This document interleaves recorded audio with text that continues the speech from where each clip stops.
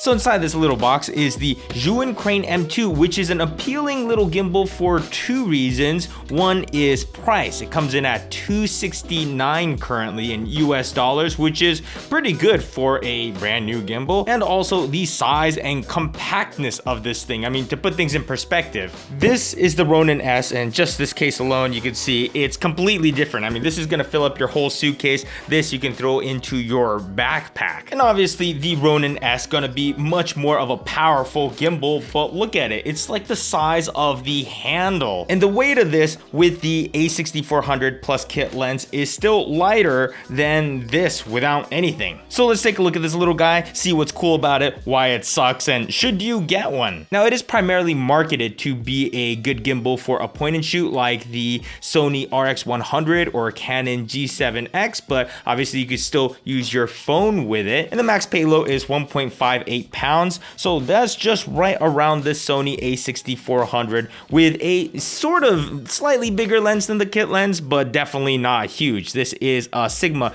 30mm f1.4, and with the motors on high, it definitely works and it is smooth, but you could definitely tell that it is on that higher end of that weight limit, because as long as everything's perfectly balanced and everything, your shots will come out smooth and looking pretty cool. But if you do change your balance at all, like maybe even opening up this screen or something like that, then you are going to start to see a little bit of that bobble, which is something that you see when the motors just aren't strong enough. But again, that's just because we're at the top of the payload here. But if you're shooting on a point and shoot or a phone, you shouldn't have any issues. Why do you Man, he's actually a robot. What? What gimbal do you use? I use the DJI Ronin S. I mean, my camera setup's pretty big. I mean, I usually take off the microphone if I'm on a gimbal, but this lens is big, so. What I love about this is just, look at this. Look at the difference. This gimbal, no. I feel like I'm not even holding anything in my left hand, and then I have a massive weight in my right arm right now. This seems like a terrible idea. This is how you break your stuff, dude. I almost feel like you could use that as just like a tripod. If you were on this kind of setup for a point and shoot, you really wouldn't even need a tripod. I would just carry around this little gimbal. Oh, right. And what's cool about this is that you can switch it into lock mode, and literally you set it down anywhere and you kind of just treat it like you point the camera and it stays there. So that's pretty cool. Oh, I can do that too. Carrying this gimbal this size, it really stops becoming an inconvenience, so that is the nice part about it, but then it does lack that power that you get from the bigger Ronin S. You think we can put this on there?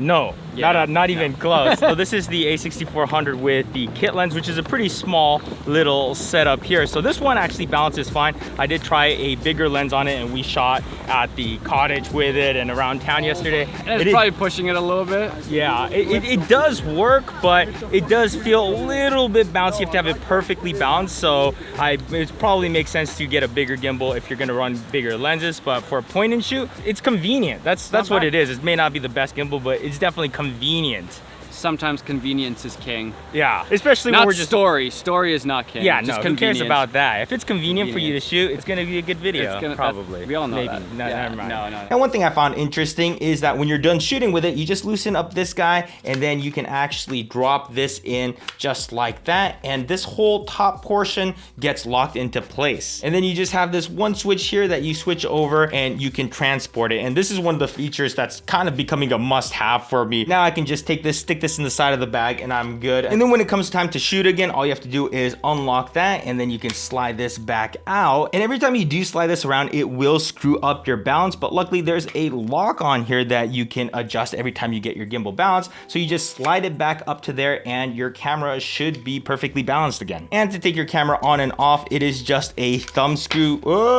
And of course, the most important part of a gimbal is it's smooth, and I would say, yeah, it is. And the way it feels out of the box actually feels really good, which is awesome, because some of the older Zhiyun gimbals, I felt like I had to go and customize it a little bit in the app to get it to where I feel like it's super smooth. But this out of the box, it feels pretty nice and fluid, so you don't have to go in and tweak a bunch of settings. And you got your display here and a menu that's pretty straightforward and simple to navigate, so I like that. And one of the things I've complained about their past gimbals is that it isn't always easy to get into follow mode, which is probably the most common mode, where if you point down, it goes down. If you point left, it just points in the direction direction that you're pointing. It used to be kind of tricky to get into this mode, but now no matter what your setting is on the gimbal, you just hit that trigger and it'll pop you into follow mode. So I love that they made it super accessible now. And this mode here is pan follow, which took me a second to get comfortable with, but now that I actually like it a lot because you get your left and right that it tracks very smoothly, but it ignores your tilt axis, so it's not going to go up and down. And if you do want to go up and down, you could use this joystick here, or you could just grab the camera and move it. Those are probably the two modes I use most often, but you do have POV mode and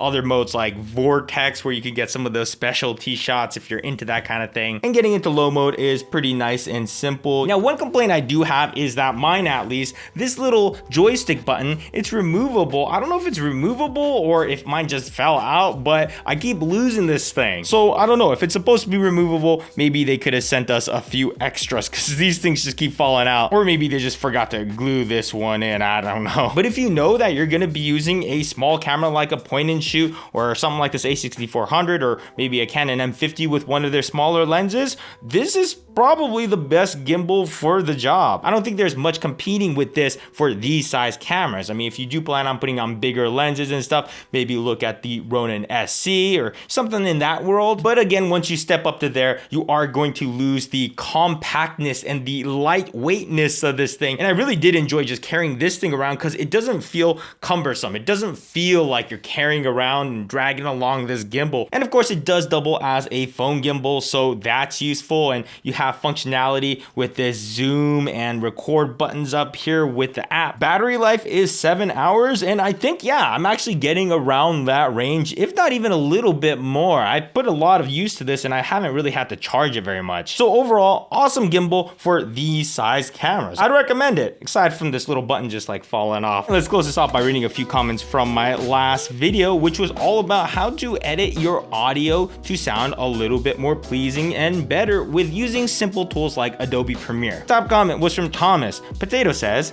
"Hey Alex, thanks for coming to do this video. My pleasure. We're gonna record my fart." Wait, what? Potato locks the door. That's exactly how it went down. You get a heart. Didn't expect to see Serge Tankian here. I love System of a Down albums. Yeah, that's actually very accurate. He does look like him. This is one of the best tutorials on audio editing, something that I've been searching for a lot. Thanks guys, really cool. Yeah, that's one of the things, is audio is crazy important. A lot of times more important than the video itself. So it's definitely worth knowing about how to edit a little bit, make it better. And Alex is an expert, so you should probably go check out that video if you haven't already. Imo-san and Beard-san again. Imo is potato in Japanese. Maybe I should just start a second channel all in Japanese. Konnichiwa, Imo-san desu.